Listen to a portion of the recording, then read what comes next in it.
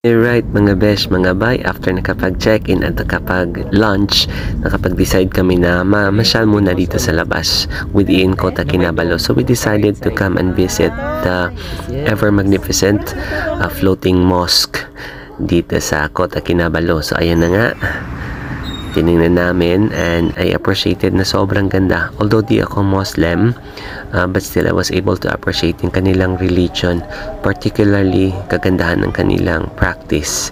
And eto na, tinitingnan namin, sobrang ganda ang architectural design ng kanilang mosque at saka sobrang linis and super safe dito. Grabe mga besh, mga bay, nakakamangha. So check that out, oh. Yan yung kanilang floating mosque. Then selfie muna. Then after sa floating mosque, we decided na kasamahan namin yung mga kasamahan namin na mamili ng mga pasalubong kasi daw after climb babalik na sila ng Pilipinas, wala na silang side trip at time. Then after that,